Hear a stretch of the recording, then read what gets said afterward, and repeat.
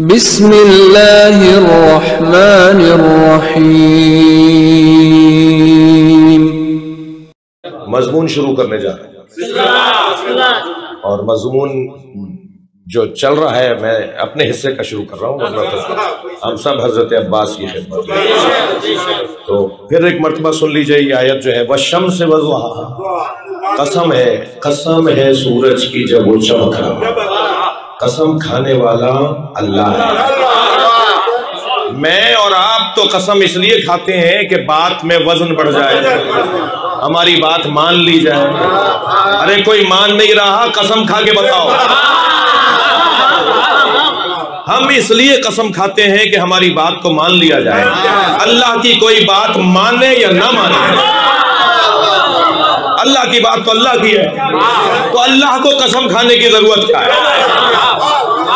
तो बस मालूम ये हुआ कम से कम इस सवाल के उठाने से कि हमेशा कसम इसलिए नहीं खाई जाती कि बात मनवाई जाए, बल्कि जब अल्लाह खाता है तो इसलिए खाता है जिसकी कसम खा रहा है उसे मनवाया जाए।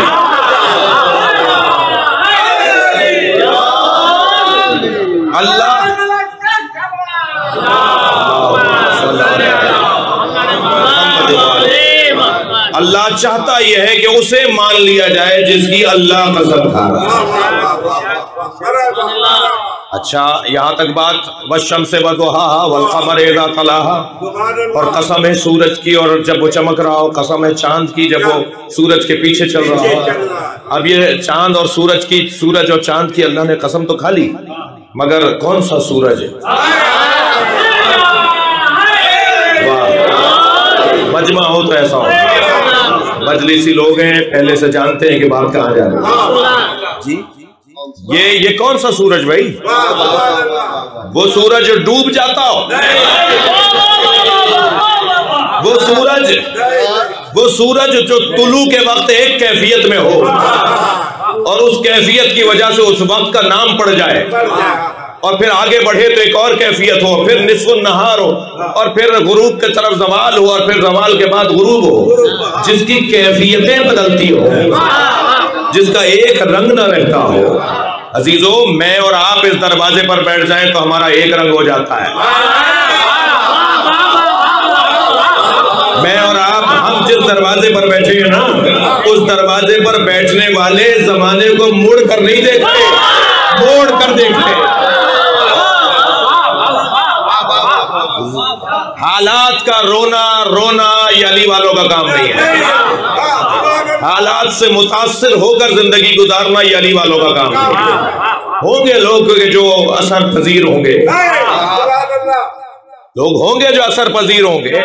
हम असर पजीर नहीं है, हम इस दरवाजे पर बैठे हैं जहां असर गुजारी का अमल है। अहले अदब बैठे हुए हैं, जबान जानने वाले लोग बैठे हैं, और जबान की चाशनी लेने वाले लोग बैठे हैं। जी, इस महल्ले में तो शायद ही कोई घर हो जहाँ किताब खाना ना हो।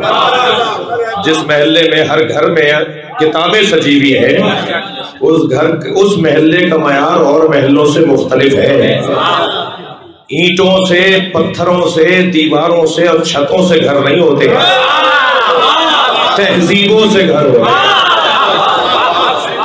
मेरी गुजारिश है कि वो घर बेरूह है जिस घर में किताब खाना नहीं है।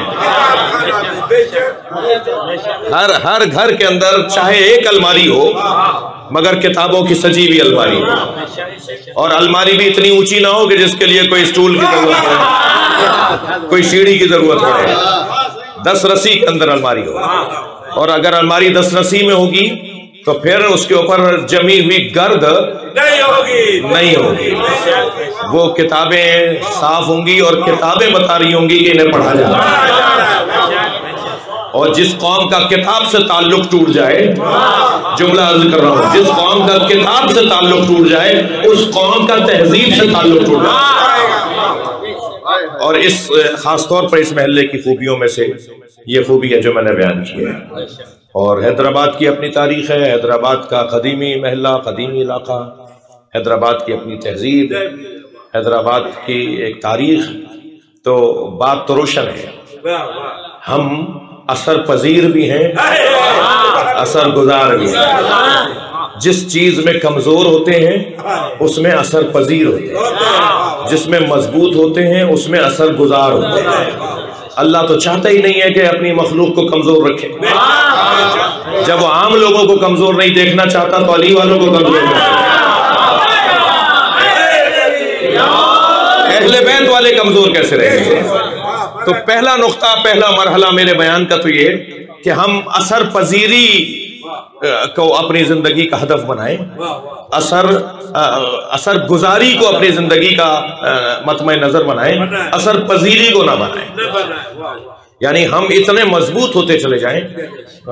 अदीबों का इलाका है, अभी शायरी आप सुन रहे थे, मुझे अपने इस मजमून पर अपने अपने शेर याद आ रहे हैं, मुझे अपने ही शेर मुझे याद आ रहे हैं और मजमून मेरा अपने मजमून में बात कर रहा हूँ। अर्ज किया था कि सुरमए तूर लगा, सुरमए तूर लगा, दीदाए तर पैदा, सुरमए तूर लगा, दीदाए तर पैदा कर, शौक़े दीदार अगर है तो नजर पैदा।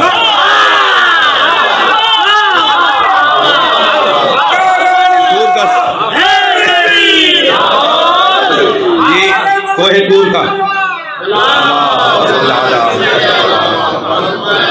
कोहे तूर के पत्थर का सुरमा लगा, सुरमए तूर लगा, दीदाए तर पैदा कर, शौक़े दीदार अगर है तो नजर पैदा कर। जिस शेर की खातिर मैंने आपको मतला सुना दिया, वो शेर मेरा ये था, मैं अर्ज़ कर रहा था कि असर गुजार बने, असर पजीर न बने। ठीक है, जमाने को मुड़ कर न देखें, मोड़ कर देखें। ये है इस घराने का असर।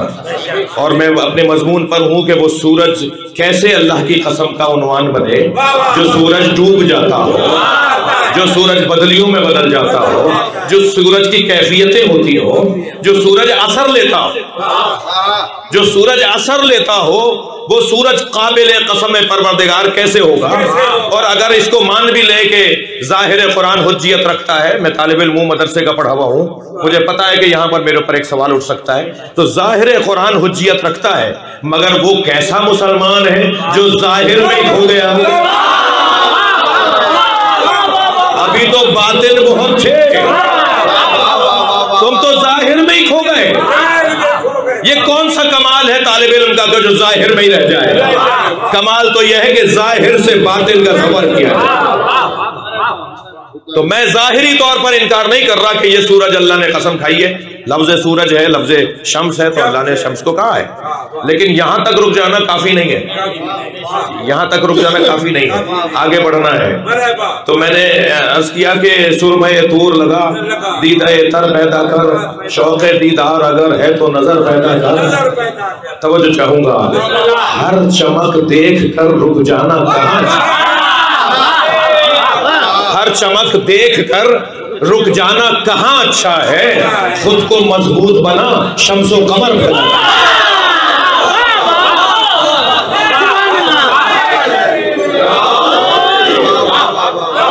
खुद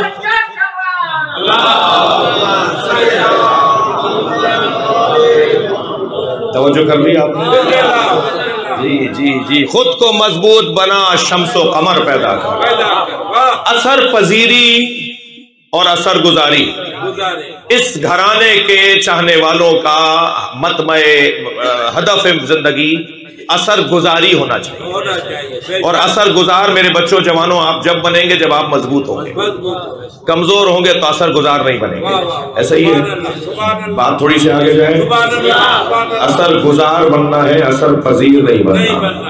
मैंने ये बात हैदराबाद में, लतीफाबाद में की है, मुझे याद आ रहा है कि अली पैलेस में भी की है, तो बाज़ दोस्त वहाँ मौजूद होंगे, उनके लिए तकरार, मगर मैं मफहूम और मंजर बदल कर बात कर रहा हूँ। अल्लामा इकबाल जब जर्मनी पढ़ने के लिए गए, म्यूनिख से उन्होंने PhD का मकाला उनका पास हुआ और वो उन्होंने डॉक्टरेट की सनद हासिल की, तो उन्होंने जिद पकड़ ली थी कि मैं तो अंग्रेजी में पढ़ूंगा। अल्लामा इकबाल ने, मैं जर्मन जबान में नहीं पढ़ूंगा, मैं अंग्रेजी में पढ़ूंगा। इकबाल इतना काबिल शागिर था कि उनकी वजह से वहां की जबान तब्दील करवाई, असर पजीरी और असर गुजारी देने रहे। यानी इतना मजबूत कोई हो कि वो अपना असर इतना डाले कि उसके बाद से म्यूनिख यूनिवर्सिटी के अंदर जो तालीम की जबान है वो जर्मन जबान की जगह अंग्रेजी हो गई, और आज भी वहां का तालिब इल्म इसका सेहरा इकबाल को मानता है कि अल्लामा इकबाल की वजह से ऐसा हुआ। अच्छा, जो वहां गया, हमारे बच्चे गए हुए, बहुत सारे बच्चे गए हुए, आपके अजीज भी गए हुए बच्चे, ये जब वहां से पढ़कर आते हैं तो तोतले होकर बोलते हैं। क्या हो गया भाई? वो अंग्रेजी बोलते हैं ना, इसलिए हमारी जबान भी हमारे हमसे छुट रही है। अच्छा, खाने पीने, लिबास, हुलिये, तरीके भी बदले बदले होते हैं। वो चल रहे होते हैं टंडो आगा में, मगर वो भूले हुए होते हैं कि टंडो आगा की गलियां हैं, ये वही गलियां हैं जिसमें तुम 25 साल रह के गए। तो ये क्या हो गया कि वहां का असर लेकर आ गए। कभी उन पे भी तो असर छोड़ो, कभी उन पर भी तो असर डाला जाए। इसे अल्लामा इकबाल ने इस अंदाज से बयान किया। इकबाल को तो वापस आ जाने के बाद गैर इनकलाबी हो जाना चाहिए था, लेकिन वापस आने के बाद तो अल्लामा इकबाल और ज्यादा इनकलाबी हो गए, और अच्छे अच्छे कलाम उन्होंने माशरे की इस्लाह के लिए कहे। उसका सबब क्या था जो इकबाल ने बयान किया? इकबाल कहते हैं, खीरा न कर सका मुझे जलवे दानिशे फरंग। ये जो यूरोप, फरंगी कहते हैं ना, ये जो यूरोप की चमक है ना, इससे मुझे कोई असर नहीं हुआ। इकबाल कहते हैं, मेरी आंखें यूरोप की चमक से खीरा नहीं हुई, फटी की फटी नहीं रह गई। हाय होए, मैंने ये नहीं कहा क्या ये कैसा, इससे बड़ा तो कुछ नहीं हो सकता, इससे ऊंचा तो कुछ नहीं हो सकता, मैंने ये नहीं बोला। खीरा न कर सका मुझे जलवे दानिशे फरंग, सुरमा है मेरी आंख का खाके मदीना। सलावत पढ़ ले मोहम्मद।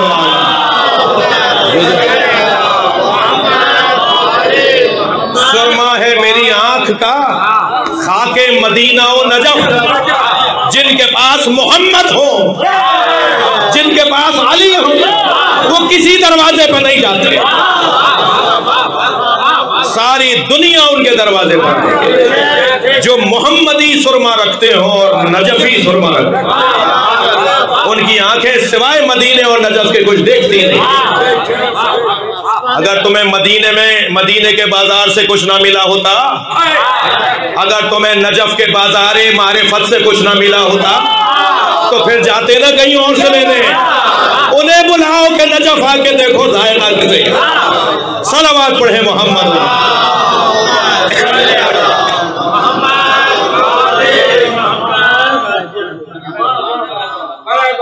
वशम्स व दुहाहा, कसम है सूरज की जब वो चमक रहा होता है।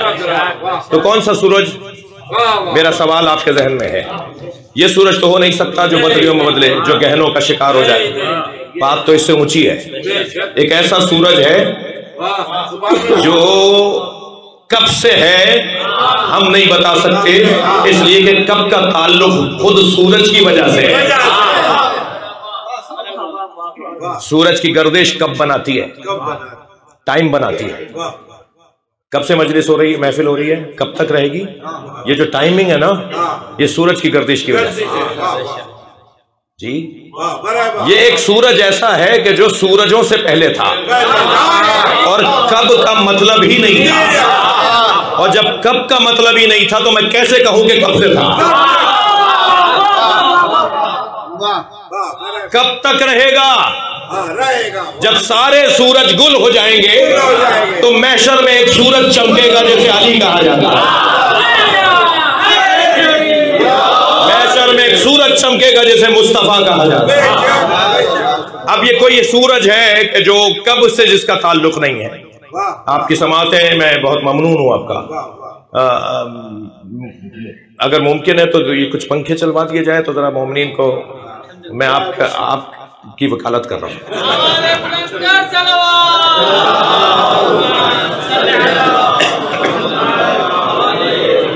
एक और बुलंद सलवात है।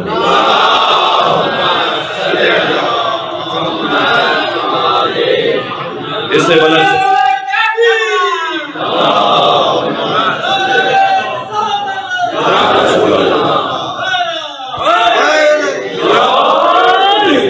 तवज्जो कर दिया आपने?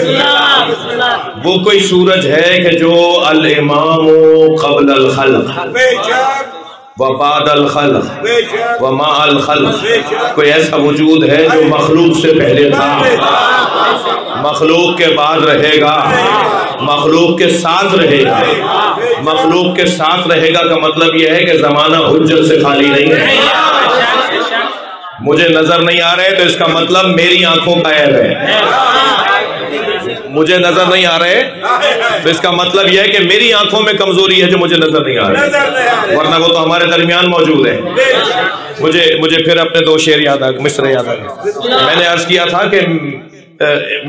था कि मेरे इमाम इमाम रिजा की महफिल है कि इनका जिक्र मेरी जिंदगी का हासिल है।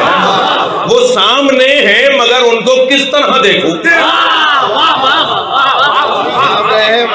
वो सामने है मगर उनको किस तरह देखूं, हिजाबे कम नजरी दरमिया में आए।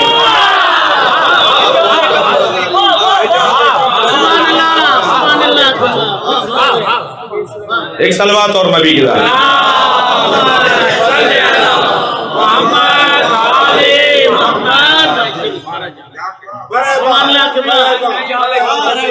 बात आगे जाए तो ये सूरज कौन सा सूरज है जिसकी अल्लाह कसम खा रहा है? और वो सूरज है कि जो हमेशा ताबानी के साथ है, मुकम्मल ताबानी के साथ। सुबह का जो सूरज होता है ना, उसकी शुआओं में वो तपिश नहीं होती जो बेतदरीज तपिश बढ़ती है, और जवाल के बाद के सूरज में वो तपिश नहीं होती क्योंकि वो जवाल मैं दिक्कत चाहूंगा, अहले दिक्कत बैठे हैं, पढ़े लिखे लोग बैठे हैं। कुरान कह रहा है वशम से वदुहा, कसम है सूरज की जब वो मुकम्मल चमकता है। तो ये जो निस्फुन नहार का सूरज है, ये उससे पहले भी तो सूरज है, उसके बाद भी तो सूरज है। तो हमें वो सूरज ढूंढना होगा कि जिसकी जिंदगी पर कभी कहर न रहे, जिसकी जिंदगी की चमक कभी कम ना पड़े, शिद्दत और ज़ाफ ना पाया जाता, नूर की कैफियत एक जैसी हो, वो हमेशा एक जैसा हो। इसको मैं क्या मतलब लेना चाह रहा हूँ इससे, मैं क्या चाहता हूँ ये बात करके? मैं ये बयान करना चाह रहा हूँ अपने बच्चों के सामने, जवानों के सामने, बुजुर्गों से दुआ चाहिए कि कोई ऐसा सूरज है जो मुकम्मल कमाल, मुकम्मल खाबानी के साथ है, वो कहीं जाके पहली दूसरी तीसरी क्लास नहीं पढ़ता, वो अपनी इल्म और मारिफत को बतदरीज नहीं बढ़ाता, बल्कि वो तो ऐसे है जैसे परिंदा अपने बच्चे को दाना देता है, उसका इल्म तो ऐसे बढ़ता है। भाई मैं पहली क्लास में, दूसरी क्लास में कहां तक पढ़े जी? कहां से मैट्रिक किया, कहां से आपने फर्स्ट ईयर इंटर किया? क्लासें गुजारी होंगी तो इन उन्वानों के साथ गुजरे होंगे ना। लेकिन जिस घर के अंदर हम बैठे हैं ना, ये लोग क्लासों से गुजर के आलिम नहीं हुए, दफातन आलिम हुए, दफातन आलिम हुए। अल्लाह ने इन्हें एकदम इल्म दिया है। मेरे मौला फरमाते हैं ज़क्कनी रसूलुल्लाह ज़क्कन ज़क्का, मुझे रसूलुल्लाह ने इल्म ऐसे दिया जैसे परिंदा अपने बच्चे को दाना चुगाता। अच्छा मौला ने ये क्यों नहीं फरमाया कि मुझे रसूलुल्लाह ने इल्म ऐसे दिया जैसे माँ अपने बच्चे को दूध पिलाती है? तवज्जो है, इसलिए कि माँ जो खाती है वो पिलाती नहीं है। भाई थोड़ी गर्दन हिला दीजिए बात में। माँ चार चीजें खाती है और दूध पिलाती है, तो जो लेती है वो देती नहीं है, लेकिन परिंदा जो लेता है वही देता है। रसूलुल्लाह ने मुझे इल्म ऐसे दिया जैसे परिंदा अपने बच्चे को दाना देता।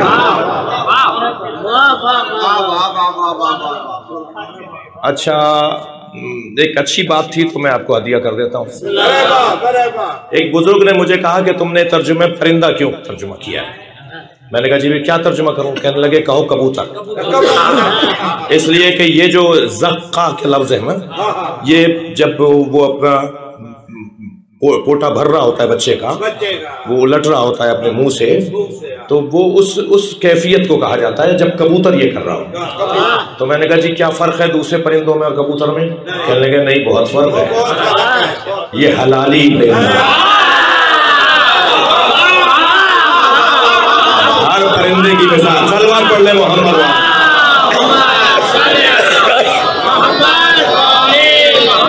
एक और सलवात नबी।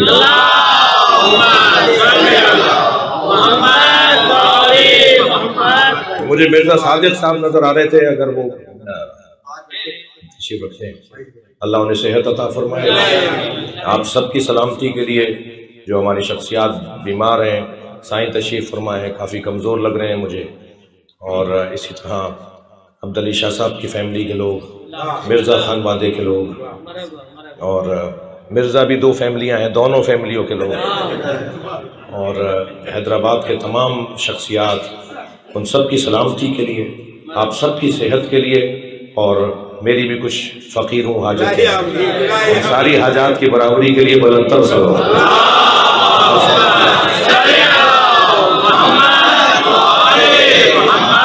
तसल्ली दीजिए कि आज के बाद आप मुझे बुलाएंगे नहीं, तो फिर तसल्ली रखिए कि मैं 1.5 घंटे का खिताब,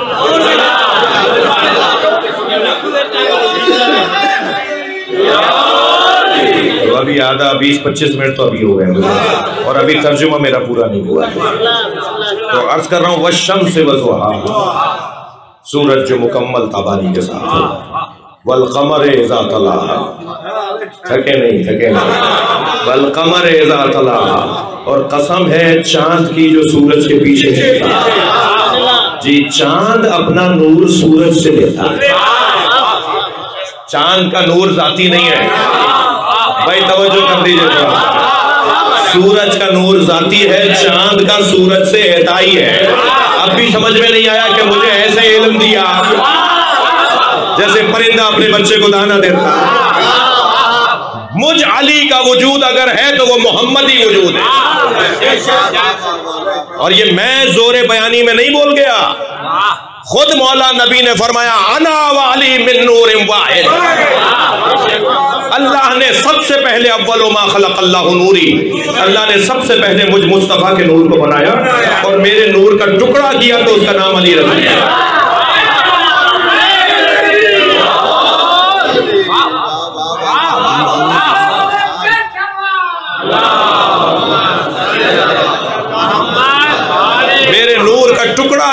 मेरे नूर का टुकड़ा किया तो उसका नाम अली रख दिया।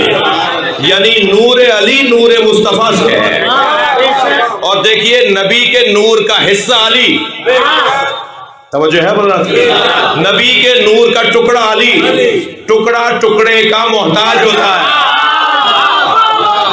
लफ्जों को बेहतर करूं, जुज जुज का मोहताज होता है, और जब अज्जा मिल जाए तो कामिल हो जाता है।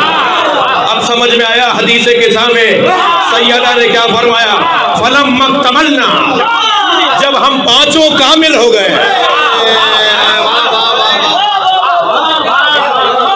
जब तक अलहदा अलहदा थे, अज्जा थे, और जब ये अज्जा एक जगह जमा हो गए तो ये कामिल हो गए। कभी गौर किया मेरे बच्चों ने, आराम करने आए थे ना नबी, या फातिमा इतीनी बिल कैसाइल यमनी इन्नी अजिदु फी बदनी दोफा, मैं अपने बदन में ज़ाफ महसूस कर रहा हूँ। आराम करने आए थे ना, और बीबी ने चादर भी दे दी, तो आराम करते ना सरकार। ना सरकार आराम कर रहे हैं, ना बच्चे आराम करने दे रहे हैं। इमाम हसन तशरीफ ले आए, नाना चादर में आ जाओ।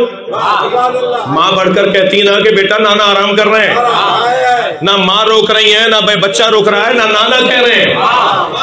कुछ देर के बाद इमाम हुसैन आकर कहते हैं, नाना मैं चादर में आ जाऊं? और इमाम हुसैन को नबी फरमाते हैं, हाँ तुम भी चादर में, मेरी आंखों की ठंडक, मेरे दिल आओ मेरे साथ चादर में आ जाओ। अच्छा, ये दो तो बच्चे थे, कुछ देर के लिए मैं मुसलमानों की जबान बोल लेता हूँ। ये दोनों बच्चे थे, जनाबे मौला अली अलैहिस्सलाम आ रहे हैं। ए सैयदा, मुझे अपने भाई अपने अखी की खुशबू आ रही है। फरमाया आपके दोनों बच्चों के साथ चादर में, और मौला अली भी चादर में आ गए। अगर कोई आराम कर रहा हो तो उसकी चादर में लेटा जाता है क्या? भाई थोड़ी गर्दन हिला दें, बात जा रही है। कुछ देर को फर्ज मुहाल फर्ज कर लेते हैं कि मौला अली तो बाहर थे, हसनैन भी बाहर से आए थे, सैयदा को तो पता था, मगर सैयदा फरमा रही है मैं भी चादर में आ जाऊं। और सैयदा को भी चादर में लेकर नबी ने फरमाया हाउलाया लो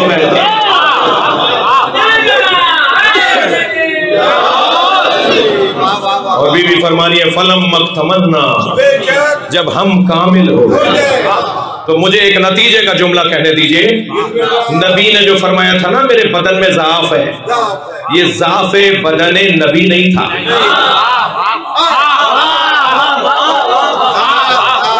ये ज़ाफ़े बदने नबी नहीं था, ये ज़ाफ़े बदने नबूवत था।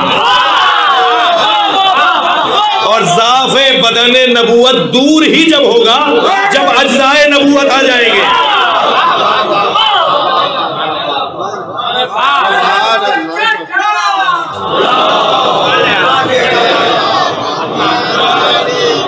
भाई बाहर वाले अगर कोई नारा लगाएं तो हमें तसल्ली हो। हाँ एक और अभी तो जबरदस्ती हुआ।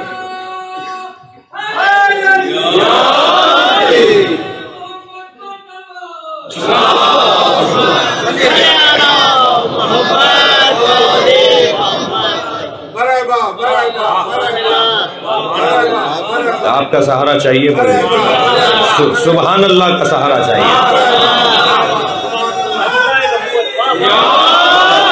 अज्जाए नबूवत, जब अज्जाए नबूवत जमा होंगे तो फिर साफे बदने नबूवत दूर होगा।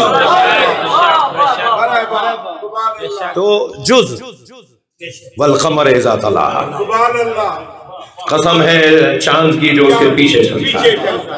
सूरज को कहते हैं मुस्तफवी वजूद और चांद को कहते हैं हैदरी वजूद। यानी कुरान में जो अल्लाह ने कसमें खाई हैं वो नबी की और अली की खाई हैं।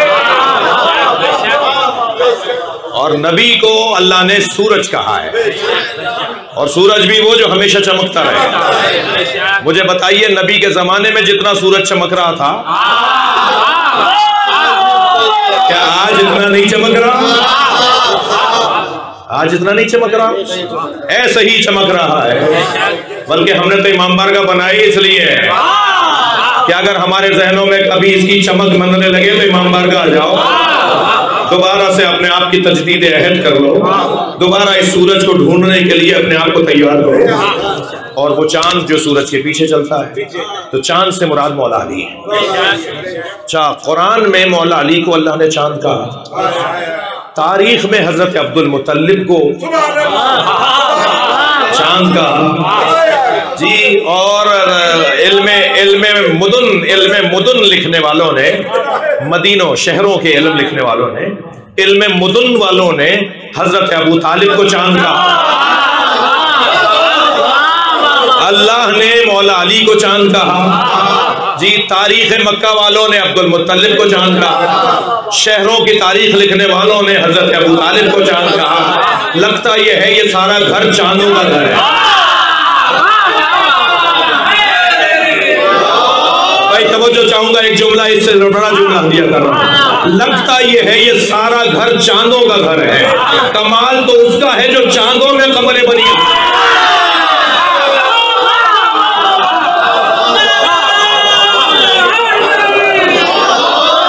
घर